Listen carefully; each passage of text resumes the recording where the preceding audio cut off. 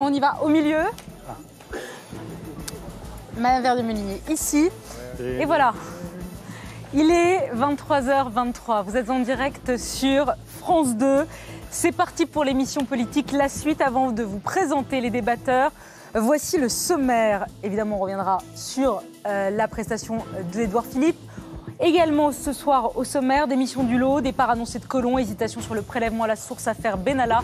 Pour la première fois depuis l'arrivée d'Emmanuel Macron au pouvoir, on a une impression de flottement, que la machine se grippe. C'est quoi le problème? On vous pose la question.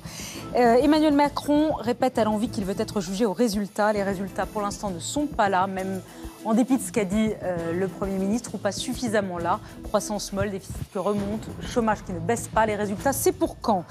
Et l'opposition dans tout ça, l'opposition, elle est où? Emmanuel Macron baisse dans les sondages, mais aucun de ses opposants n'en profite. Vraiment, on y reviendra. Avec nous ce soir, Gilles Legendre, bonsoir. Bonsoir. Député La République En Marche de Paris, macroniste de la première heure, vous avez été élu il y a quelques jours, président du groupe majoritaire à l'Assemblée nationale. Aurélie Filippetti, bonsoir à vous. Vous avez été ministre de la Culture de François Hollande, député socialiste de Moselle. Vous êtes aujourd'hui éloigné du monde politique, oui. Mais vous publiez quand même un livre, Les Idéaux, chez Fayard, qui est quand même un roman d'amour, mais aussi un roman politique.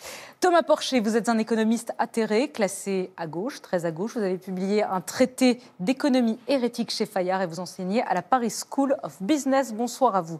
Bonsoir Agnès Verdier-Molinier, vous dirigez la fondation IFRAP, un think tank très libéral. Vous publiez En marche vers l'immobilisme chez Albin Michel, un titre qui en dit long sur ce que vous pensez. Enfin, Guillaume Durand, on ne vous présente plus, je vais quand même le faire. Mitterrand, Chirac, Sarkozy, Hollande ou Macron, vous les avez tous interviewés? Je suis le Jean plus Loupin? vieux. Non. Vous êtes journaliste, aujourd'hui vous animez surtout la matinale tous les matins exact. De Radio Classique. Et pour le regard étranger porté sur nos angoisses françaises, Mathieu Bock-Côté, sociologue québécois, chroniqueur régulier du Figaro, et on vous invite souvent dans cette émission. Bonsoir à vous. Bonsoir. Et bonsoir à vous, Paolo Levi, correspondant à Paris pour la presse italienne, notamment la Stampa. Bonsoir. Allez, première prise de parole à chacun d'entre vous. Comment vous avez trouvé Édouard Philippe ce soir? Est-ce qu'il a suffisamment bien expliqué les choses? Est-ce que vous avez compris les choses? Est-ce que cette émission va l'aider à reprendre un petit peu la main? Aurélie Filippetti. Écoutez, moi j'ai trouvé que c'était un discours sans beaucoup de surprise, parce que finalement c'est toujours la même chose. On nous explique que si les Français sont mécontents de la politique qui est menée, c'est parce qu'ils ne comprennent pas et qu'il faut donc mieux leur expliquer. C'est toujours le même discours. D'ailleurs, ce n'est pas le premier gouvernement à tenir ce discours. On considère que les gens, finalement, ne sont peut-être pas suffisamment intelligents pour comprendre la pertinence des réformes qu'on veut absolument leur faire, donc pas tellement convaincu. Avaler. Non, je crois que lui, il a l'air sincère maintenant, effectivement. Il a une certaine authenticité. Par rapport à Laurent Wauquiez, en plus, on le trouve très sympathique. Mais le problème, c'est que la pertinence de son discours et la pertinence de sa politique, ça, elle reste à prouver. Alors, Agnès Verdier-Molinier. J'ai trouvé que c'était dur. Parce que finalement, c'est dur de défendre les premiers mois d'un gouvernement qui n'arrive pas à imprimer des résultats. Avec ces 9% de chômage qu'on continue à traîner, avec ce déficit qui va remonter, avec cette dépense publique qui ne baisse pas, avec finalement ces objectifs de baisse du nombre d'agents qui ne sont pas là. Face à cette retraitée qui dit finalement mes impôts augmentent. Et on voit bien que c'est difficile de faire croire aux Français qu'il y a vraiment une baisse des impôts importante pour les ménages. Et d'ailleurs, on y reviendra, mais pour 2019, je crois qu'elle ne sera pas vraiment au rendez-vous. Donc, c'est difficile de vendre ce qui s'est passé pour l'instant, parce que finalement, dans la transformation du modèle qu'on attendait, il ne s'est pas passé l'essentiel, c'est-à-dire justement revoir tout le système français et se poser la question de comment il pourrait fonctionner mieux avec moins de dépenses et moins de fiscalité. Gilles Legendre n'est pas d'accord avec vous. Si vous demandez au président du groupe majoritaire s'il a été convaincu par le Premier ministre, je pense que la question n'est pas très intéressante. En l'espèce, moi, ce qui m'a frappé pendant ces 2 heures d'émission, c'est l'esprit de responsabilité. C'est-à-dire que nous avons un Premier ministre, d'ailleurs les sondages l'en ont témoigné à la fin de l'émission, qui accepte et assume la complexité de réformer la France après des années pendant lesquelles rien n'avait été fait au fond des choses. Et quand Agnès Verdier-Molinier dit que c'est difficile, oui, c'est difficile. Quand vous dites que nous ne nous attaquons pas aux profonds problèmes ou à la profondeur des problèmes, c'est inexact. Et le Premier ministre en a apporté la démonstration. Quand on s'attaque à la question de l'éducation, quand on s'attaque à la question de la pauvreté, quand on s'attaque à la question de l'hôpital, quand on s'attaque à la question de l'emploi, quand on s'attaque à la question de la transformation de l'action publique, sujet qui vous est cher, avec à chaque fois une action qui va essayer de résoudre la profondeur du problème, oui, c'est difficile. Et ça exige du temps. Et ça exige de la pédagogie. On lui a donné 2 heures. La pédagogie, mais c'était très bien. Et d'ailleurs, je pense, ce qu'a dit Nathalie Saint-Cric à la fin de l'émission était exact, il a fait preuve de beaucoup de pédagogie pendant ces 2 heures.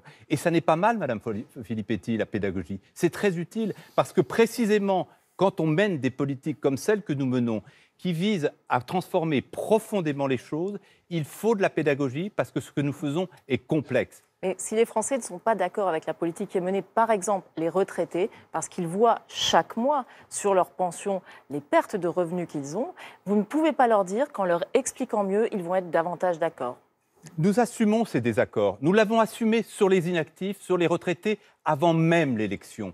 Et ça, c'est l'esprit de responsabilité. Vous savez, nous avons entendu un Premier ministre ce soir qui s'inscrit dans une grande tradition de l'esprit de responsabilité au pouvoir. Ça ne veut pas dire qu'on soit d'accord avec lui.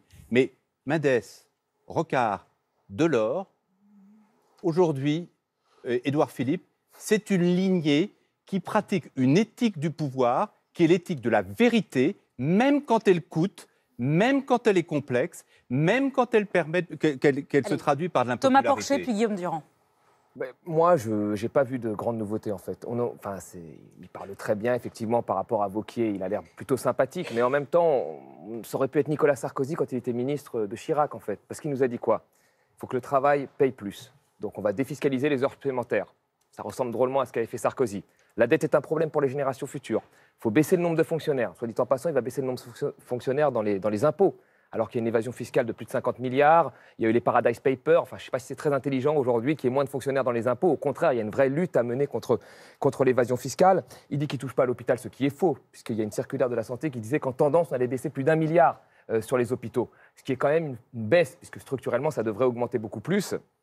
Donc il y a vraiment tout un tas de questions, et même la pédagogie. Enfin, vous voulez qu'on fasse de la pédagogie? Alors expliquez-moi par exemple, comment on économise 10 milliards sur l'assurance chômage en ouvrant des droits aux démissionnaires et aux auto-entrepreneurs, tout en ne faisant pas de la dégressivité. Alors là, il faut beaucoup de pédagogie pour expliquer ça. C'est une question que je peux vous poser là ce soir. Alors, d'abord, je voudrais poursuivre le tour de table ce soir. Guillaume Durand, comment vous l'avez trouvé, le Premier ministre? Écoutez, moi, je crois que c'est une bataille. C'est très facile de tuer le temps, mais c'est très difficile de l'assassiner. Dans le cas de l'équipe qui est au pouvoir actuellement, on le voit bien dans une certaine forme de fébrilité, fût-ce une fébrilité pédagogique, qui ne savent pas, depuis qu'il y a le quinquennat, s'ils vont obtenir des résultats au bout de ce quinquennat. Il y a 2 présidents de la République précédents qui sont arrivés au bout du quinquennat avec des résultats qui n'étaient pas du tout ceux qui étaient prévus au début. Sarkozy parce qu'il y a eu une crise et Hollande pour des raisons que tous les Français connaissent. Donc on est un peu dans la même situation. Cette équipe-là, qui est une équipe qui est en plus totalement renouvelée, c'est-à-dire qu'il n'y a plus de Jean Gabin de la politique, de Lino Ventura, ce sont des gens que personne ne connaît. En gros, pardonnez-moi, Monsieur Collomb. Cher président. Monsieur voilà. Collomb. Ce sont des gens que personne ne connaît et qui, pour une partie d'entre eux, je ne parle pas d'Édouard Philippe, n'impriment pas. Donc, ajouter à cette bataille contre le temps, avec une équipe qui est relativement inconnue des Français, ça change totalement le climat qui était le climat précédent l'élection, où là, on avait un séducteur, et Emmanuel Macron a joué parfaitement ce rôle du séducteur pédagogue. Mais là, le rôle du dompteur, alors j'ai noté une petite phrase qui est arrivée ce soir pendant l'émission, c'est que quand il était aux Antilles, il a dit, bon, les Gaulois réfractaires, c'était une erreur. Donc on sent bien qu'il est en train de se rendre compte que tout ce qui vient de ces mots qu'il prononce tue toutes les choses qu'ils font. On peut prendre des exemples récents, le plan santé, le plan pauvreté. Le plan pauvreté. Il y a l'histoire de l'horticulteur. Vous en pensez du bien du plan pauvreté? Mais c'est pas le sujet, c'est que si à l'intérieur... Mais si c'est le sujet, non, pardonnez-moi. Guillaume Durand. C'est pas le sujet. Bien sûr que je sais le fond, mais la question, c'est de savoir, c'est au président de la République de créer une perturbation telle qu'on n'arrive pas à parler du plan. Non, mais alors, moi, je rajouterais... Maintenant, on parle du président de la République. Non, mais c'est la même chose. Non, c'est pas la même chose. C'est la même chose. Ce que dit Guillaume Durand, c'est que le plan pauvreté ou le plan hôpital sont pollués par les petites phrases du président de la République. Et moi, la question que j'ai envie de vous poser, je vais poser la question à nos invités étrangers, c'est pourquoi est-ce que cette manière de parler, cette transgression, les petites phrases, la manière d'être, pourquoi est-ce que c'était son point fort pendant la campagne? Tout le monde disait, ah, c'est bien, il parle vrai, il parle simple. Et maintenant, ça devient son boulet. Pourquoi? Qu'est-ce qui s'est passé? Qu'est-ce qui a changé? Qui veut répondre? Peut-être Mathieu Bock-Côté, avant vous. En fait, j'ai l'impression que dans la campagne et après la campagne, ensuite, si je peux me permettre, l'art de la petite phrase, c'était l'art de la transgression. C'était la manière d'occuper l'espace à droite symboliquement. Souvent, sur des questions d'immigration, mais sur d'autres, il cherchait à occuper l'espace à droite en faisant des petits clins d'œil. C'était plutôt efficace, mais l'envoûtement ne dure qu'un temps. Et après le charme, s'il n'y a pas de suite au charme, s'il n'y a que technique de charme après technique de charme, une partie de l'électorat qui l'avait suivi à cause de Blanquer, une partie de l'électorat qui se reconnaissait dans une certaine verticalité, dit quelle est la suite? Et s'il n'y a que des petites phrases, les petites phrases fonctionnent de moins en moins. Vous l'avez trouvé comment face à Wauquiez? Comment vous avez trouvé Laurent Wauquiez? Je suis un peu moins sévère que deux de vos invités. J'ai plutôt l'impression que sur cette question fondamentale qui marque une différence de fond entre les deux, Laurent Wauquiez s'en est plutôt bien tiré. Sur ce terrain-là, j'ai l'impression qu'il correspond davantage à la sensibilité majoritaire des Français. Du moins, c'est mon observation. Alors, l'avis de l'Italie, si j'ose dire, Paolo Levi. Tout simplement, sur les petites phrases, c'est le rôle qui a changé. D'abord, c'était un candidat au présidentiel. Aujourd'hui, il a un rôle institutionnel et donc peut-être les Français prétendent justement dans cette solennité qui est très française de ce rôle de président de la Ve République, un peu plus de retenue. Et vous n'en demandez pas tant, vous, de vos dirigeants au pouvoir? Oui, non, nous, on est hors concours. Si j'ose dire. Mais mis à part ça, non, c'est... Et après, c'est vrai ce que vous avez pu dire, c'est-à-dire qu'à chaque fois, on a l'impression qu'on fait beaucoup d'efforts à présenter une réforme, par exemple celle du plan pauvreté, et après la petite phrase gâche tout, et on ne parle que de cette petite phrase. Ça me rappelle un peu votre victoire à la Coupe du Monde, et 3 jours après l'affaire Benalla, et on a complètement oublié que vous étiez champion du monde. Il faut faire gaffe à ne pas gâcher le travail qui est en Gilles marche. Legendre, puis Brice Teinturier, que je salue, et qui est là, fidèle observateur. Il va continuer à nous donner quelques chiffres. Alors, Gilles Legendre, vous entendez cette question fondamentale? Je l'entends bien sûr, que de toute façon, nous soyons dans la construction de la relation française. Nous sommes tous jeunes, en effet, comme l'a rappelé Guillaume Durand, et nous avons probablement à construire cette relation. Mais vous savez, les petites phrases, elles intéressent beaucoup plus les journalistes. Et ils ont raison, je l'ai été, je sais ce que c'est. Mais ils intéressent beaucoup plus les journalistes que les Français. Les Français, quand vous allez sur les marchés, quand nous retournons dans nos circonscriptions, ils ne nous parlent pas du pognon de dingue, ils ne nous parlent pas de l'horticulteur, ils nous parlent de ce que nous faisons et ils sont dans une attente, dans une très grande attente, parfois même dans une très grande colère vis-à-vis de ce que nous faisons. Je voudrais terminer. Le plan pauvreté, il a été porté par le président de la République par un discours qui a été unanimement salué par l'ensemble du monde associatif dont vous savez parfaitement que politiquement, il n'est pas de notre côté. C'est vrai, monsieur Legendre, mais est-ce qu'on vous en parle? Est-ce qu'on vous en parle du plan pauvreté? Est-ce qu'il a marqué les gens? Il est passé, il n'a pas imprimé. Mais c'est faux, c'est la vérité. Madame, quand on va ouvrir 30 000 places de crèche, précisément, précisément pour que les femmes qui n'ont pas les moyens de faire garder leurs enfants et qui sont dans des quartiers où les crèches n'existent pas, puissent enfin trouver un job. C'est pas concret, ça? Et vous retirez 13 milliards aux collectivités territoriales qui financent leurs crèches avec cet argent-là. Donc vous donnez 8 milliards. Vous donnez 8 milliards dans le plan pauvreté et vous retirez 25 milliards sur la sphère sociale. Les économies aujourd'hui, monsieur, portent sur l'État. Alors, les économies ne portent pas sur les collectivités territoriales. Principalement, l'année prochaine, les dépenses de l'État vont baisser de 0,8%. La totalité des dépenses vont augmenter de 0,6%. Sur les 60 milliards d'économies qu'Emmanuel Macron veut faire sur la dépense publique, il va les faire sur les prestations sociales. Les 60 milliards d'économies qu'Emmanuel Macron veut faire, il va les faire sur les prestations sociales. Les prestations sociales, c'est 70% du revenu des 10% les plus pauvres. Donc là, votre plan pauvreté, c'est une blague. Vous donnez 8 milliards et vous retirez 60 milliards de l'autre côté et 25 milliards sur la sphère sociale. C'est là que c'est une blague. Et donc on peut parler du fond là. Moi, je demande qu'on me réponde sur le fond. 25 milliards en moins sur la sphère sociale qui profite aux plus pauvres, 8 milliards de l'autre côté. Vous donnez d'une main, vous reprenez 3 fois plus de l'autre. C'est inexact. On cible les dépenses sociales sur les populations qui en ont vraiment besoin. Exemple, le reste à charge zéro sur les prothèses auditives, sur les prothèses dentaires, sur les lunettes. Et vous économisez 15 milliards sur l'assurance maladie. Et on fait en sorte que l'ensemble des prestations sociales favorisent le retour vers l'emploi. Le problème, c'est quoi? Pourquoi les Français ne parlent pas du plan pauvreté ou du plan hôpital? D'abord parce qu'ils n'ont pas encore été donnés tout à fait dans leur intégralité, avec tous les détails. Là, on parle d'annonces, on parle de choses qui n'ont pas été votées. Quand on doit évaluer une mesure, quand on doit évaluer une loi, quand on doit évaluer dans la longueur, on ne peut pas parler juste d'annonces. Il faut regarder dans le détail. Ça, c'est vraiment un sujet. Il y a des annonces en permanence. Il y a une complexité. Oui, parce qu'on réforme. Non, mais il y a une On réforme le complexité. pays, Il y a une Agnès. complexité, Gilles Legendre, que vous avez dit vous-même le mot. Et cette complexité, elle est atterrante. Parce que d'un côté, on supprime la taxe d'habitation. De l'autre côté, on veut mettre la taxe foncière des départements vers les communes. Et puis après, on se dit, attends, l'État va compenser. Mais alors, il va compenser qui? Et puis alors, après, on va mettre des points de TVA. Ou alors, attends, non, on va mettre de la CSG. C'est un bon taux incroyable. Bricolage. Donc là, il y a... Bon taux, vous dites Non, mais bricolage. on a besoin d'avoir un cap, de comprendre ce qui se passe. Le cap, on a il est très besoin clair. de pouvoir évaluer en permanence. Quand on demande d'évaluer sur les ordonnances travail, de savoir combien ça va créer d'emplois. On ne veut pas savoir combien ça permet de signer d'accords. On veut savoir, nous les Français, si ça va permettre de faire baisser le chômage. Parce que la flexibilité du code du marché du travail, c'est pour faire baisser le chômage. Donc on aimerait Ça ne avoir... marche pas tout le temps. Il n'y a, Ça marche pas tout le temps. on aimerait avoir Il y a des des pays où ça n'a pas évaluations marché, hein. dans ce sens. Je voudrais qu'on il réécoute n'y a ça. jamais eu autant en France de proportion des 15-64 ans qui est un emploi qu'aujourd'hui. Ça, faux. c'est un chiffre qui parle. Gilles Legendre, Vous savez Gilles Legendre, bien vous êtes, que le vous êtes- chômage vous êtes stagne. jeune, mais vous parlez beaucoup. C'est vous, parce que vous avez dit je suis jeune, donc on le salue. On salue votre jeunesse. Si vous voulez bien, on va réécouter quand même un extrait du Premier ministre. En tout cas, je ne me place pas dans la perspective d'avoir loupé quelque chose, mais je sais d'expérience et de conviction qu'on peut toujours mieux expliquer, qu'on peut toujours redonner du sens, qu'on peut toujours aussi s'attendre lorsqu'on mène des réformes qui transforment profondément le pays et qui sont parfois difficiles à réaliser. On peut toujours être confronté à une première phase d'incrédulité, voire de désapprobation.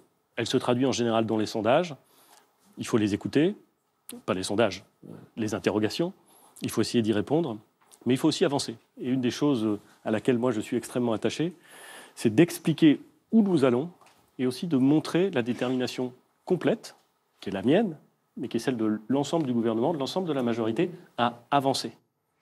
Avant de vous donner la parole, je voudrais entendre Brice Teinturier. Brice, on vous a posé la question, Emmanuel Macron est-il proche des préoccupations des Français?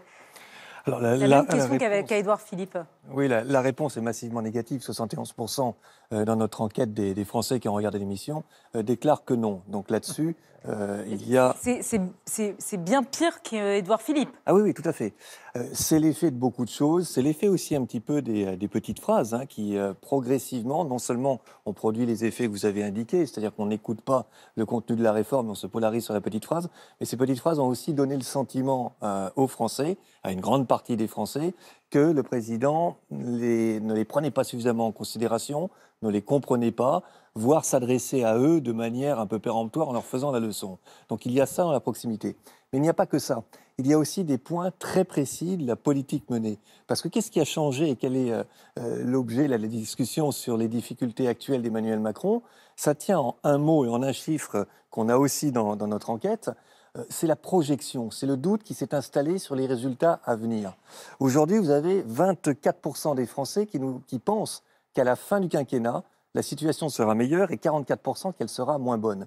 C'est ça qui a changé. Ce n'est pas une question de résultats immédiats, ce n'est pas une question d'impatience des Français. Il y a 4 ou 5 mois, les résultats n'étaient pas là, mais les Français pensaient que la situation serait meilleure demain. Et aujourd'hui, ils ne le pensent plus. C'est capital ce que vous dites. Pourquoi ? 3 raisons, très simples, Alors, très rapides, 3 raisons. Bien sûr. Pouvoir d'achat, inégalité, protection sociale. Sur le chômage et sur les déficits, les Français sont plutôt partagés. Ils se disent un tiers, en gros, que ça sera mieux, ça sera moins bien ou ça n'aura pas changé. En revanche, sur le pouvoir d'achat, sur la question des inégalités aussi et sur la question de la protection sociale, là, massivement, ils doutent quant à l'avenir. Donc, il y a des petites phrases, mais il y a aussi ces éléments qui sont beaucoup plus structurants, je crois, pour les Français. Et pour le coup, ça s'appuie sur des chiffres et ça s'appuie sur des sondages. C'est essentiel, Guillaume Durand. C'est ça qui a basculé. C'est la projection. Oui. On est plus sûr que ça va marcher. D'abord, vous voyez dans les journaux, par exemple, des banquiers de gauche comme Jean-Pierre Levade qui commencent à écrire déjà le quinquennat d'Emmanuel Macron est foutu. Il l'avait écrit au premier jour. D'accord. Non, c'est pas vrai. Non, mais il l'a dit vrai. sur des réflexions concernant justement la baisse de la dépense publique qui n'est pas suffisamment forte. Mais oublions Jean-Pierre Levade. La question qui crée l'impatience chez les Français, elle est normale, c'est qu'on a le sentiment bizarre qu'on est au début du quinquennat, alors qu'en fait, c'est déjà 25% du quinquennat qui est écoulé. Donc les gens qui sont conscients que justement ce temps qui s'écoule est un temps extrêmement court, car ça n'a duré que 5 ans, ils attendent des résultats, ils ne sont pas là. Et pardonnez-moi, mais c'est une question qu'on pourrait poser directement à Gilles Legendre. Il est persuadé, je parle du Premier ministre, que les résultats vont venir. Le président de la République est persuadé que les résultats vont venir. Mais je ne suis pas certain que les résultats vont venir. Car au fond, ça a été le cas pour Hollande, ça a été le cas pour Sarkozy. Et les résultats sont venus ou après ou pas du tout. Ils ont tous Donc fait la même aujourd'hui, chose. et aujourd'hui, Non, ils n'ont pas Si, fait c'est la le même même- chose. est-ce que vous pouvez nous donner, C'est le Gilles même Legendre, discours. pardonnez-moi, un seul exemple concret qui prouverait, dans tous les domaines que vous avez balayés depuis le début, qu'un résultat va intervenir avant la prochaine présidentielle? Gilles Legendre. Mais parce que, par définition, tout ce que nous engageons, c'est des réformes structurelles. C'est un terme un peu barbare, mais que tout le monde peut comprendre. C'est-à-dire que nous ne recherchons pas les résultats immédiats. Nous ne distribuons pas l'argent à tout va. Donc c'est normal Mais non, que mais les non, gens... non, C'est mais- normal que les gens... c'est le genre. Mais justement- mais c'est normal, oui, c'est normal. alors, Non, mais justement, c'est ce que vous faites. Je peux Non, mais répondre à la les uns question après de les Guillaume autres. Durand ou non Les uns après les autres.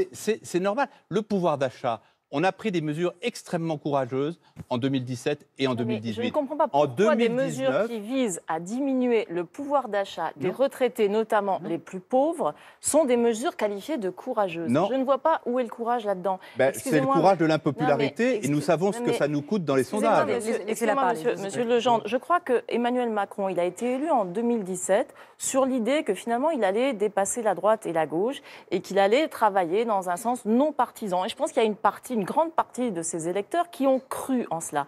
Et tout à coup, ils se retrouvent confrontés à une politique qui va creuser les inégalités. Et moi, je considère que c'est ça qui provoque aujourd'hui son impopularité. C'est que les petites phrases qui blessent les gens que ça concerne, qui blessent les chômeurs, qui blessent ceux qui n'arrivent pas à trouver un emploi, qui blessent les gens qui sont dans la pauvreté, ces petites phrases-là, elles sont interprétées comme étant le l'inégalité dans notre fond pays, de Aurélie sa Filippetti, pensée. c'est l'inégalité vis-à-vis de l'emploi. L'inégalité, Vous le savez parfaitement. elle est La source de économique. tous les maux sociaux Mais- du pays, c'est le chômage. Et en quoi Votre est-ce que les politique chiffres a résultent creusé Non, les mais attendez, inégalités. les Attendez, chiffres attendez, bougent. ne le harassez pas, On avait, les uns après les autres. On avait un chômage de 10%, on est à 9. C'est déjà un point. Ça compte pour ceux qui sont passés Oui, de la Jacob- situation Voilà, du chômage à l'emploi. Vous vouliez quoi, Guillaume Durand? Ah non, mais Vous vouliez qu'on pardonnez-moi, baisse... Gilles Legendre, Pardon, mais à pardon, l'époque- à pardon, les l'époque- chiffres, ça pardon, ne les baisse chiffres pas, sont le têtus. chômage. Non, mais- Sur un an, depuis qu'Emmanuel Macron est arrivé au pouvoir, il a baissé de 0,3%. On a créé près de Non, mais 200 000 en fait, emplois nets Justement, dans l'économie Le française chômage, depuis un an. sur un an, Mais depuis si, un an, non, mais moins qu'est-ce qui 0,3. compte Là C'est la où création on d'emplois. ne peut pas être d'accord, c'est sur la question des réformes structurelles. Les réformes structurelles, l'argument de elles ne Perleval. sont pas là, je suis désolée. La réforme structurelle, c'est quoi? C'est se dire, que fait l'État? Quelles sont les missions de l'État? Que font les collectivités locales? Que fait la sécurité sociale? Où sont les doublons? Où sont les redondances? Qui a les manettes sur quel C'est la sujet? C'est aussi la transformation de demande des l'action élus publique. locaux. C'est aussi la demande des élus locaux parce qu'ils sont complètement perdus aujourd'hui. Et même s'ils n'ont pas toujours bien géré, et j'étais la première à le dire, on a été les premiers à sortir des études là-dessus, on voit très bien que aujourd'hui, ils ne savent plus trop comment se positionner justement dans les missions Le publiques. Premier ministre a très bien Et les répondu élus à cette locaux, ils sont question. furieux La parce qu'on est en réforme de train de les l'action priver publique de leur est autonomie engagée. aussi. Si en on même ne, temps, on ne si on coupe ne pas. revoit pas les missions publiques, si on fait pas C'est ce qu'on fait. si on fait pas ce travail, non, vous le faites Si, pas. Non, je suis désolée, vous le ça faites pas. s'appelle Action Vous le- publique 2022. Non, mais Il y a 14 chantiers. Vous avez enterré on en ce connaît déjà. rapport, Non, mais non, si, il a été non, publié. C'est faux. toujours pas ce Non, qu'il y mais a dedans. arrêtez, hein, arrêtez. Si, Arrêtez. on est en Et train dans ce de rapport, réformer Gilles Legendre, l'éducation, je l'ai on lu, est en train de dans ce réformer rapport, il y a l'emploi. 9 milliards de hausses d'impôts qui nous sont vendus comme des baisses de dépenses. Je suis désolée, à un moment, il faut se poser la question, est-ce Bien. qu'on veut être toujours le pays le plus fiscalisé, le plus taxé? C'est Les pour ça que impôts les baissent. Français ont peur pour leur... Agnès Verdier-Molinier, Arrêtez, les 6 mais milliards, j'arrête vous n'allez pas pas parce que sortir c'est la les 6 milliards. réalité. Les 6 La milliards, c'est réalité. une addition. On baissera les prélèvements obligatoires, c'est-à-dire Non, les impôts non. et la charge, de plus d'1 point pendant le quinquennat. On baissera les dépenses publiques, sujets qui vous sont chers. On fera de le plus bilan de- à la fin. De plus mais de 2 points. franchement, pour l'instant, il n'y a pas de Ah, mais- baisse d'impôts pour les je vous donne- ménages. je- et il y a Je suis très- d'accord, le bilan sera fait à la fin. Alors, Nous on y serons va. jugés sur le Et Thomas quinquennat, Porcher. nous ne serons pas Et jugés sur sur les 15 l'histoire des premiers 6 mois. milliards, il y a un sujet, par exemple, prélèvement à la source. Il y a 6 milliards qui ne sont pas comptés dans l'année 2019 parce qu'ils seront versés par les entreprises en janvier de l'année d'après. Et ça, ce n'est pas compté. Vous D'accord. voyez 6 Thomas milliards Porcher. de plus qui ne sont pas comptés. Thomas On Porcher, aura s'il un- vous plaît. un déficit de 1,9 l'année Alors, prochaine. Thomas Porcher, sur- puis la- sur le- le regard étranger. Sur le retour à l'emploi, par la flexibilité du marché du travail, même le CAE, dont beaucoup des économistes du CAE, Conseil d'analyse économique, ont été des conseillers d'Emmanuel Macron, donc on ne peut pas les accuser d'être de l'extrême gauche, eux-mêmes, dans une note du CAE en 2017, disaient qu'il n'y avait pas de lien établi entre flexibilité et retour à l'emploi. C'est la première chose que je dis. Beaucoup de pays ont flexibilisé Les leur PME marché. embauchent à nouveau. Mais J'en les en PME, parlais avec non mais Daniel Cohen attendez. Parlons de ça. doucement, Ah oui, Parlons de c'est ça. important ça. Parlons de ça. Doucement. Le gisement d'emploi, il est là. Hein. Oui, mais 50% des salariés aujourd'hui ne sont pas dans des PME, ils sont dans des grandes entreprises, monsieur. Les PME, c'est une petite partie. Alors, vous pouvez faire votre politique pour les PME, mais 50%, mais attendez, 50% des salariés sont dans des grandes entreprises, c'est-à-dire des entreprises intermédiaires ou des grandes entreprises, qui font 80% des exportations. C'est pour ça qu'il faut et donc, développer les PME. vous mettez les PME en avant pour justifier vos réformes, mais vos réformes, elles profitent à qui, comme le CICE? Elles profitent aux grosses entreprises du CAC 40. Elles ne profitent les pas aux réformes PME. qu'on a fait sur l'ordonnance du droit du travail, c'est pour les PME. Mais ça la profite loi tout autant PAC aux grandes entreprises. que nous discutons Ça en ce moment à l'Assemblée nationale, c'est directement fléché vers les PME. Non, je ne crois pas. On simplifie je les ne crois pas seuils, parce qu'elle s'applique c'est à pour l'ensemble. simplifier la Elle vie des s'applique à PME. l'ensemble Allez. des entreprises. Avant- Je finirai sur une chose. Je me permettez-moi. Allez-y. Toutes les pays qui ont flexibilisé le marché du travail, qui ont coupé la dépense publique, comme vous, qui n'a rien de révolutionnaire, contrairement au titre du livre d'Emmanuel Macron en campagne, Révolution. C'était le Royaume-Uni. C'était les États-Unis. C'était même le Super Job Act de Matteo Renzi. Et politiquement, ça a donné quoi?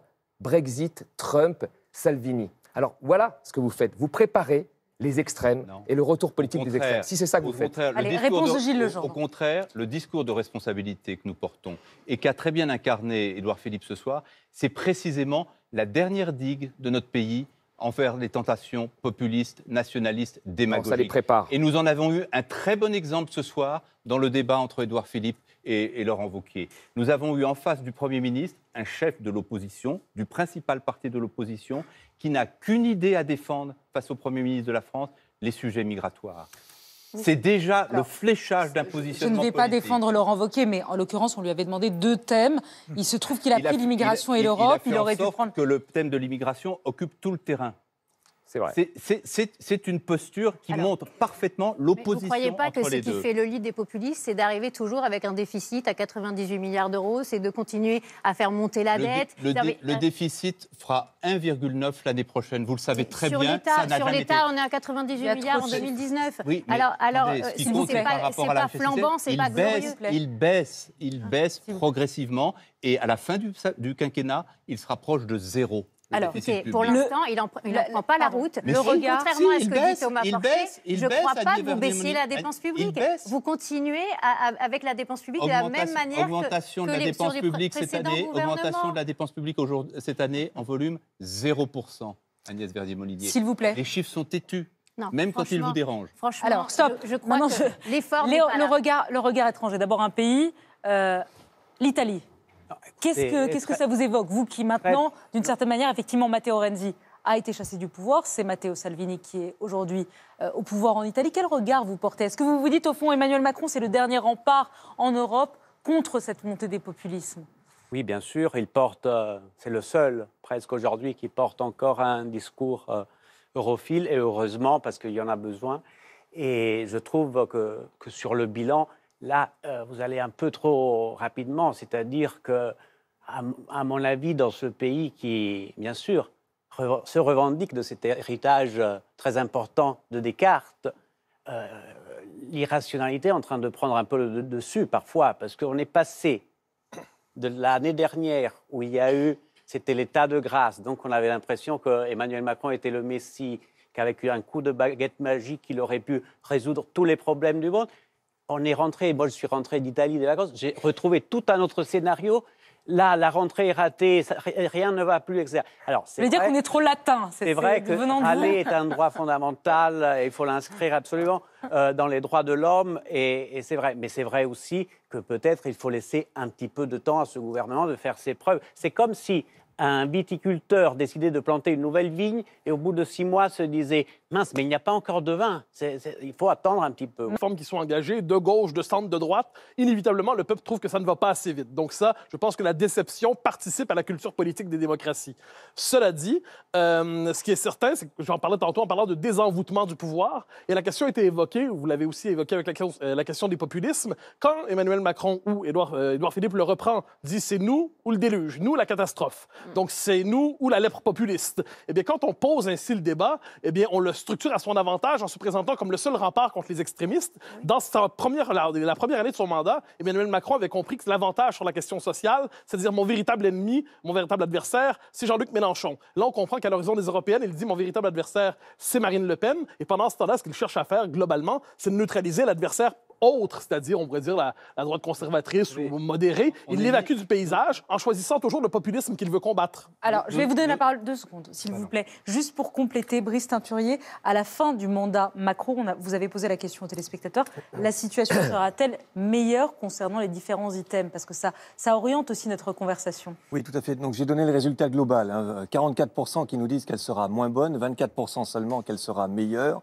20 points de différence et une évolution considérable par rapport à ce qu'on mesurait auparavant. On va voir les chiffres. Et si on prend maintenant bloc par bloc, thème par thème, les Français sont donc, vous le voyez ici, très partagés sur la question du chômage ou la question de la réduction des déficits parce que il faut prendre en compte les 3 réponses à chaque fois, meilleure, moins bonne ou ni meilleure ni moins bonne.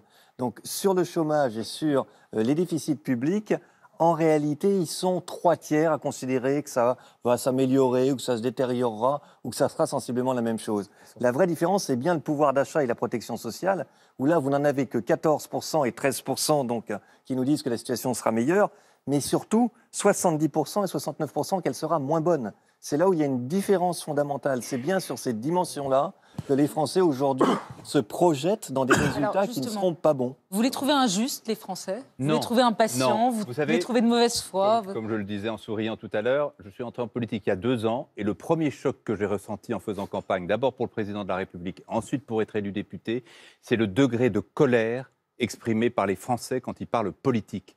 Donc je ne suis pas surpris de constater ces résultats après 15 mois où on s'est éloigné de la liesse de l'élection et où, en effet, les résultats ne peuvent pas être là précisément parce que les politiques que nous menons s'inscrivent dans la durée. Je ne mets évidemment pas en doute les résultats de Brice Teinturier.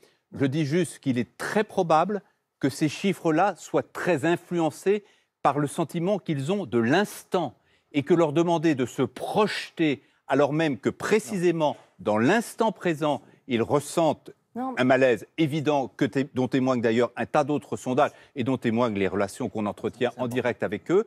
Je pense que on ne peut pas faire parler ces chiffres de façon trop spectaculaire sur des horizons de 3 ou 4 ans. Oui, mais il y a quand même un point important, c'est que jusqu'au mois de mai ou jusqu'au mois de juin, on avait une projection qui restait globalement positive.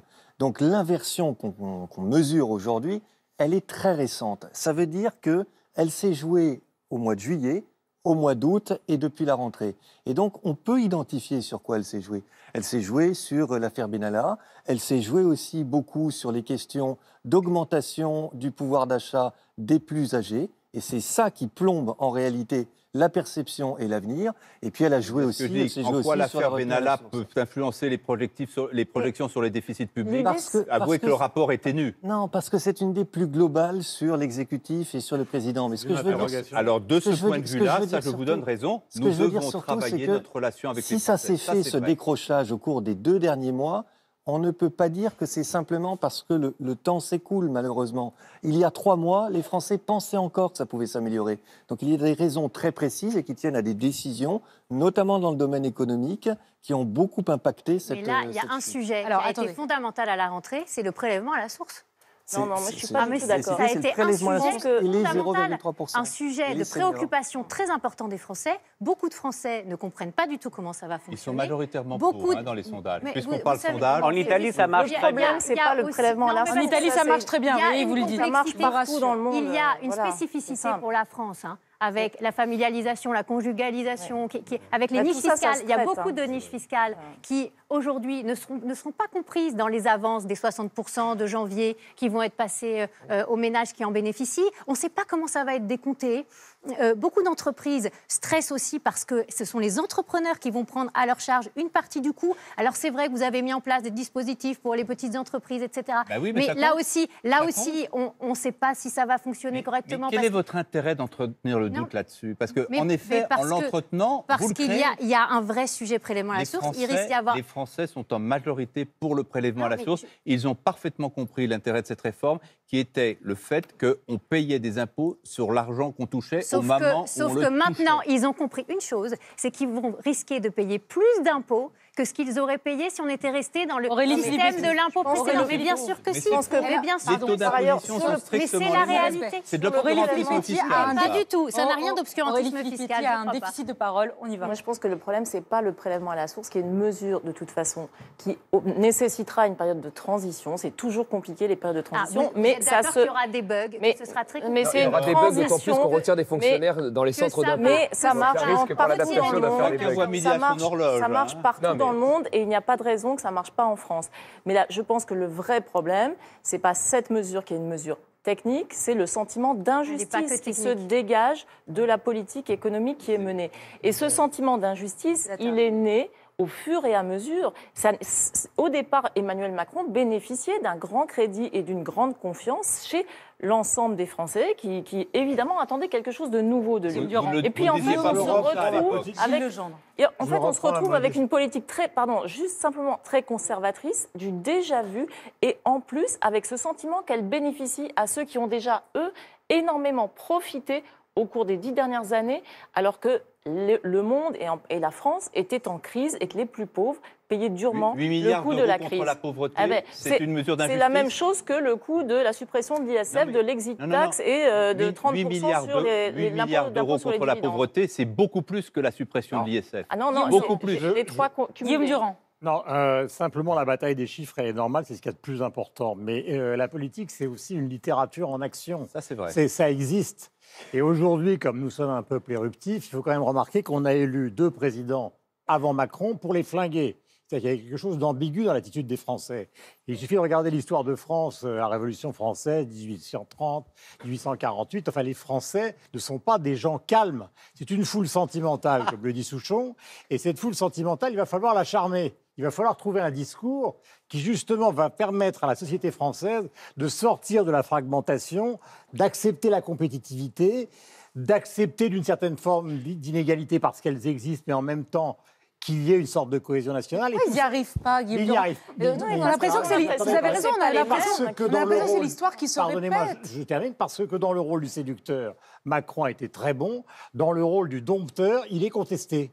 Enfin, Il est contesté. Il est contesté pour des raisons qui tiennent au fait qu'il est assez peu accompagné et pour des raisons qui tiennent au fait que l'accumulation des réformes, pardonnez-moi, ça ne fait pas une politique. De Gaulle, Mitterrand, tous ces gens-là qui ont mené donc la France pendant des années, De Gaulle, c'est pas simplement Pinet. Mitterrand, c'est pas simplement les nationalisations. Il y a un lyrisme, il y a une façon de parler aux gens. Or, aujourd'hui... Il l'a pas, Emmanuel Macron? Si, il l'a eu pendant la campagne. Il n'avait que ça. Il n'avait que ça. Il l'a eu pendant la campagne. Mais si vous voulez, il y a une ambiguïté terrible. Je vais vous donner un exemple. Quand il y a eu l'histoire de la mutualité française où il a présenté sa politique sociale, la veille, il y a eu le pognon de dingue. Donc les gens se disent, qui est ce personnage? C'est une interrogation, hein, ce n'est pas un jugement. Qui est ce personnage? Est-ce que c'est celui qui enterre d'Ormesson comme si c'était Chateaubriand, la grandeur, le Louvre, etc. Ou est-ce que c'est celui qui fait fuiter, je parle en présence d'une romancière, Aurélie Filippetti, ou est-ce que c'est celui qui fait fuiter de son bureau avec son service de presse sur les réseaux sociaux l'histoire du pognon de dingue qui est une fabrication? On ne peut pas être Chateaubriand et le pognon de dingue. On ne peut pas dire à des Français qui sont dans une situation de violence, ils l'ont prouvé contre Hollande et Sarkozy, on ne peut pas dire à des Français que ça va venir, que ça va marcher et qu'un jour ça ira mieux. Non. Guillaume Durand, moi je pense que les Français sont lucides. Vous avez vu le reportage sur l'hôpital? C'est à 20 km de Paris. On se croirait dans un pays émergent. Ben, je veux dire, il n'y a pas de drap, il n'y a pas de lit. Il y a une mamie qui est restée 48 heures dans un couloir.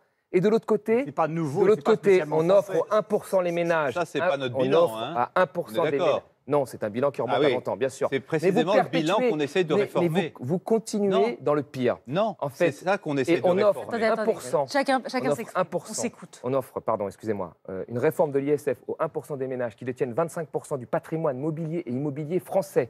Donc, vous voyez, vous me parlez du plan pauvreté. Non, mais le plan pauvreté. Pardonnez-moi, mais on peut il y a pratiquement 7 millions de pauvres. La La réforme de l'ISF qui est peut-être 2 fois moins, mais il y a 9 millions de pauvres. De l'autre, il y a 340 000 ménages à qui vous avez donné 4 milliards. Vous avez fait 20 milliards de baisse, 20 milliards de baisse d'impôts. Et alors, quand il y a des baisses de rentrée, comment on fait pour les sortir? Elle se crée où la richesse? La preuve, ça marche. Dans les entreprises. On a moins de croissance que nos voisins. Elle se crée dans les entreprises. Ah bah oui, Qu'est-ce qu'on a eu depuis plusieurs années? Alors, les États-unis ont fait la même chose. Quel est le résultat? On a eu 1 million d'emplois détruits dans l'industrie en France. Pourquoi? À cause de la Pourquoi fiscalité, vous êtes sûr? Mais bien sûr. À cause de la fiscalité, Mais en je ne très crois grande pas. Mais il y avait une partie. crise Je ne crois pas du économique. tout. Il y a eu une crise en 2008, je rappelle juste. Mais attends, La plus grande crise depuis pas tous, 1929. on n'est pas les seuls à avoir vécu la crise. Oui, sauf qu'il y a des d'accord. pays en Europe On a qui fait sont des en plein mauvaises emploi. politiques pour Et Ah en oui, c'est notre- alors quel pays? Citez-moi un pays. Mais non, Citez-moi mais- le Royaume-Uni Non, avec non, le non, Brexit. Vous voyez Non, mais bien, tous les pays l'Espagne du à nord de 18%. l'Europe qui se portent mieux que nous. C'est pas la peine qu'on rentre dans les D'accord. chiffres. Bah, Vous il le y en a savez quoi? bien. Alors dites-moi, il y en a combien? L'Europe est Vous coupée en savez deux bien- avec des pays vous qui sont savez moins bons bien que nous et des les pays qui sont pays au-dessus les de nous. plus État-providence qui étaient devant nous en dépenses publiques et devant nous en fiscalité, ils sont passés derrière nous. Et ces pays-là, ils ont compris un truc, c'est que quand on vote quelque chose à l'Assemblée nationale, il faut toujours se poser la Agnès question. Verdier-Molinier, Est-ce que où ça va est-ce qu'on est détruire Attendez, de- laissez-la est-ce que terminer. ça va détruire de l'emploi ou est-ce que ça va créer de l'emploi? Parce que le vrai plan pauvreté, il est là. Il est dans la compétitivité des boîtes. Il est dans la possibilité, dans nos territoires, des entrepreneurs, d'embaucher des gens. Voilà, c'est là le plan pauvreté qu'il faut qu'on mène à bien. Et aujourd'hui, c'est pourquoi les exactement Français ce que sont nous faisons déboussolés? aussi. Pourquoi les Français sont déboussolés? Parce qu'ils voient bien que dans leur territoire, ça ne bouge pas plus que ça. Et c'est ça qu'il faut qu'on Mais fasse. c'est- S'il mais c'est suffisait pas à de cause de la loi supprimer travail, le code c'est du pas à cause de la travail, loi s'il travail. Aurélie suffisait de Philippe, supprimer Aurélie le code Philippe. du travail pour que les entreprises embauchent, à ce moment-là, on Mais devrait c'est pas avoir ce un que j'ai chômage dit. quasiment C'est réduit pas à uniquement la rien. question du code du travail. Non, la C'est question, aussi la question, par exemple, Il faut des carnets de commandes pour les c'est la entreprises. question de réglementation qui pèse sur les entreprises. On Non, n'arrête c'est pas aussi de la dire question des nos carnets de entreprises sont commandes trop des petites pour entreprises. exporter. Mais la loi Macron a C'est- rajouté pratiquement 5 pages au Non, code du travail. Donc on a une voilà. balance Eh bien, commerciale. finalement, on ne se situe à pas si moins- mal entre vous. Hein. Voilà, c'est ce que j'allais vous dire. C'est pas si mal. Hein. Moi, je me sens à l'aise, là. Ah, mais Agnès vous êtes- Verdier-Molinier. On est trop libéral Non, mais- d'un côté, on est trop interventionniste ou encore trop étatique de l'autre. Je pense qu'on a finalement assez bien trouvé l'équilibre qui va permettre de transformer ce pays. Mais- Je Non, voudrais quand même non, revenir- le bon équilibre, Je voudrais- c'est je voudrais- l'équilibre des comptes publics et c'est le Il- plein il est en emploi. cours, C'est ça il le est en bon cours. équilibre. Je voudrais revenir sur ce que disait Guillaume Durand parce que je trouve que c'est extrêmement juste. Et si on doit faire, nous, une partie d'autocritique, nous, collectivement, l'ensemble des forces qui représentons la majorité actuelle, c'est peut-être ça. C'est peut-être qu'en Mais vous vous rendez effet, quand même nous ne compte que- faisons peut-être pas assez de Je politique, vous rends quand même- y compris avec ce que la politique a de mythique, de culturel, de sensible, De symbolique. d'affectif. C'est vrai. Mais Moi, par je exemple- Mais vous savez, l'accepte, mais vous ce savez- reproche. mais vous savez Je très bien l'accepte. que la dernière présidentielle a décapité la classe politique. Ah À non. votre profit, tant mieux. Non, Mais pas l'essentiel pas de ceux qui profit, sont c'est venus pas à une l'émission question de profit. politique, pardonnez-moi, Alors justement, depuis la qu'elle transition existe, est il toute n'existe faite. plus. La Je voudrais quand transi- même donner deux Ouais. éléments parce que c'est quand même important. Il y a quand même eu le départ du lot qui était surréaliste. Le type arrive à France Inter le matin, il ne sait pas très, il vient. Et tout d'un coup, devant ses conseillers ébahis, il découvre, vous y étiez, ma chère Léa, il découvre qu'il va donner sa démission. C'est quand même assez bizarre. Vous voulez dire quoi sur Hulot en fait Mais vous trouvez ça normal qu'un gouvernement soit dirigé avec un type qui est ministre d'État, qui arrive dans une Il n'avait émission rien à faire au il a- gouvernement, Hulot, c'est ça? Comment- Non, mais c'est pas ça. Je trouve que ça fait un peu de désordre. Donc, si vous voulez, du point de vue d'Emmanuel Macron, qui était d'être l'antithèse de François Hollande, on a l'impression que c'est un peu la même chose. Vous prenez un exemple qui est très simple. Je dis, on a l'impression, parce que donner des leçons quand on est assis autour d'une table, c'est quand même assez facile. Mais l'histoire de Colomb, la une de l'Express, l'humilité, tout le monde sait très bien que ça renvoie à une vision un petit peu monarchique que Macron a d'ailleurs explicité avant la campagne du pouvoir. Je vais donner deux exemples. Vous savez combien il y a de jeunes Français qui votent, qui ont plus de 50 ans? 50%. Regardez Borloo, les plus de 50 ans, humiliés. Pierre de Villiers, chef d'état-major des armées, humilié. Mais c'est de l'amalgame, ça, Guillaume Durand. Mais c'est pas de l'amalgame, Mais c'est un si, comportement. Vous mélangez tout. Vous avez vu, Vous mélangez Pierre de Villiers, qui avait Mais les- publiquement Et à- critiqué la politique de défense du chef de l'État, qui est aussi le chef des armées. Non, pas Et- publiquement, à si, l'Assemblée nationale. Oui, enfin, avec les caméras il a le qui droit le de le rediffusaient faire. en direct. Je ne dis pas qu'il n'a pas le droit de le faire, je dis que les Français Non, ont perçu je ça dis- comme un acte d'autorité. Mais c'en était Point. un, et bienvenue. Voilà. Et quand Et bienvenue.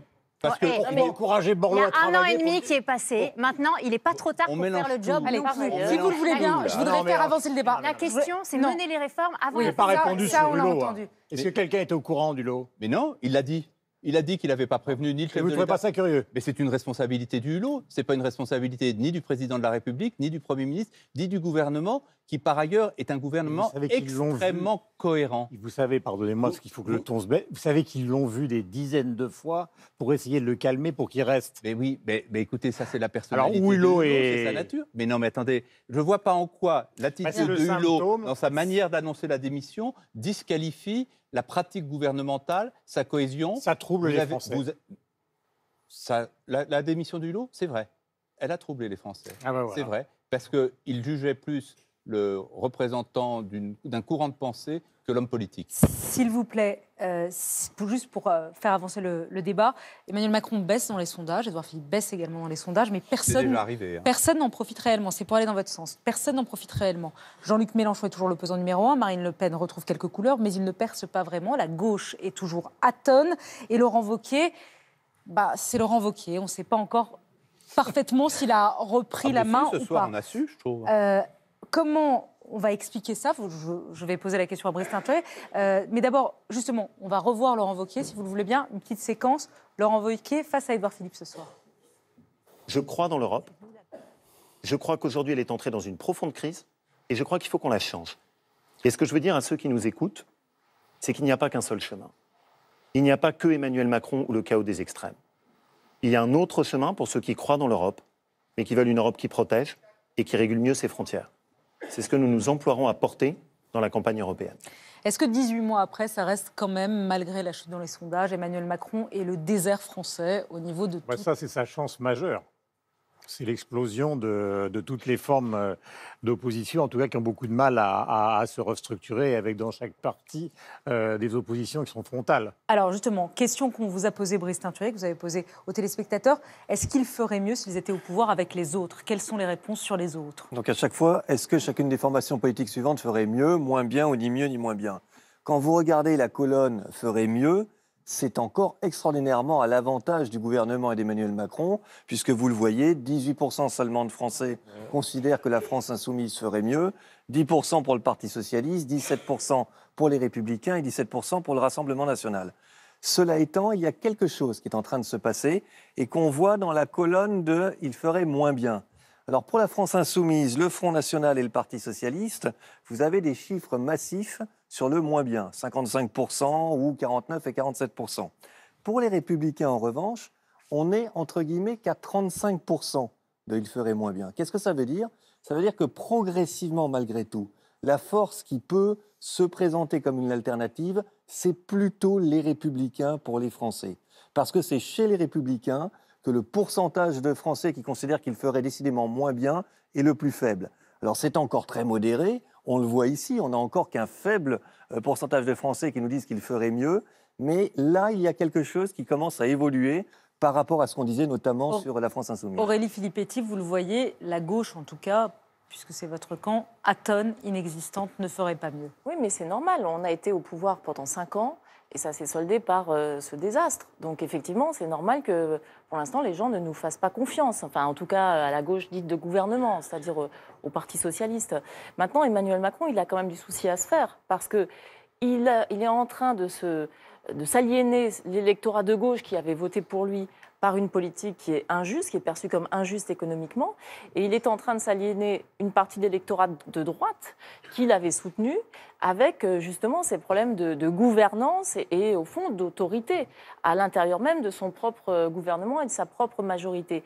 Donc son socle est en train de s'effriter. Et au fond, qu'est-ce qui va lui rester? Il va lui rester quoi? Les libéraux économiques? Parce qu'il est aussi en train de perdre ceux qui sont les véritables libéraux politiques sur la question... On n'a pas encore compris Agnès Verdier-Molinier, il y a encore du boulot. Sur la question des migrants, il s'est aliéné toute une partie de ses soutiens à cause de son refus d'accueillir dignement des migrants en nombre à la hauteur de ce que peut faire la France. Donc il s'est aliéné une grande partie de ses soutiens qui avaient cru en lui par des discours très progressistes pendant la campagne électorale de 2017.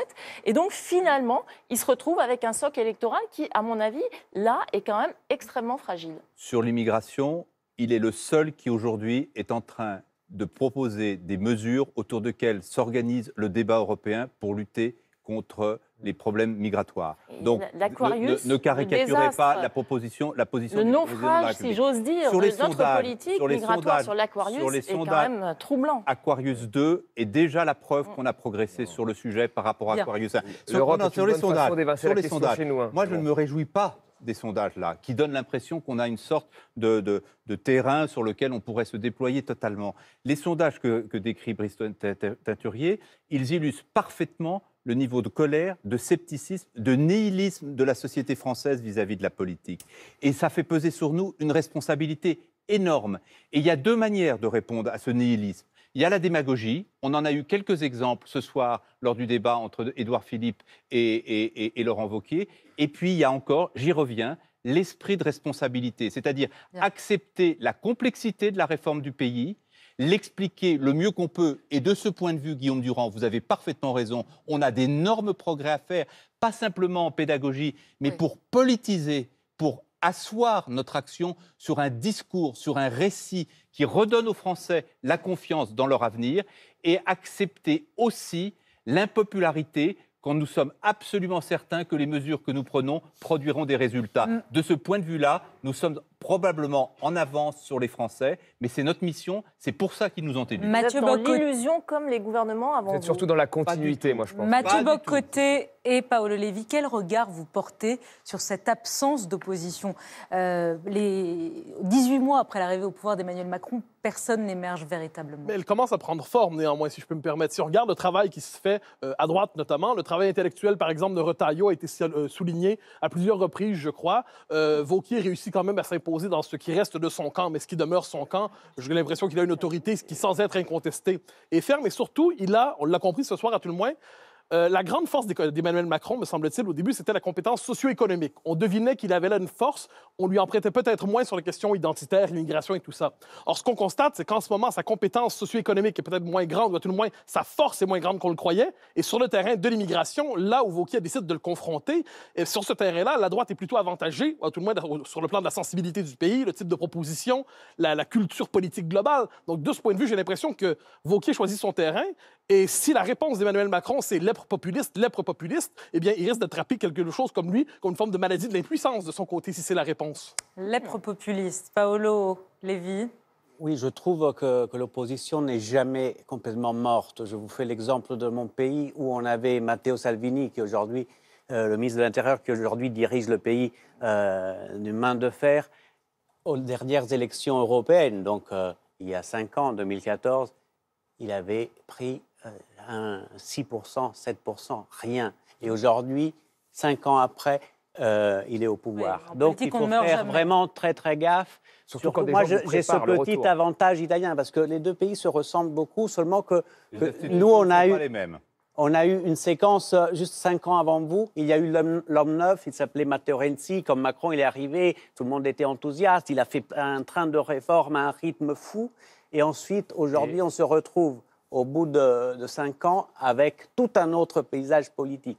Donc, il faut absolument faire attention et ne pas répéter les mêmes erreurs que Renzi a pu commettre en Italie, surtout sortir de Paris et aller à l'encontre des Français. Dans les provinces, chercher de comprendre vraiment le malaise profond de la France. Parce que ce n'est pas à Paris qu'on voit ces choses. S'il n'y a pas d'opposition, c'est aussi que la gauche et la droite ont déçu parce qu'ils s'étaient engagés à réformer ce pays. Ils avaient dit, par exemple, pour certains, on se souvient de Nicolas Sarkozy, je baisserai de 3 points les prélèvements obligatoires. Ça ne s'est jamais fait. Ils avaient dit, je baisserai la dépense publique. Ça ne s'est jamais fait. Les 60 milliards d'économies de François Hollande, on ne les a pas vus venir. Emmanuel Macron tient une partie de ses promesses de campagne. Malheureusement, il est en train aussi de tomber. C'est ce que j'écris dans mon livre, dans les pièges de la technostructure, parce qu'il prend des réformes. Regardez l'histoire de la désindexation des retraites, ce n'est pas une réforme de fond. Il reste 10 secondes. C'est une réforme de coup de rabot. Donc la question, c'est est-ce qu'on va recommencer avec les mêmes méthodes ou est-ce qu'on est vraiment sur un travail de fond? Et c'est là que les Français l'attendent. 10 secondes à chacun, vraiment, soyez très court pour votre dernière prise de parole chacun. Comment il peut reprendre la main? Est-ce qu'il peut reprendre la main?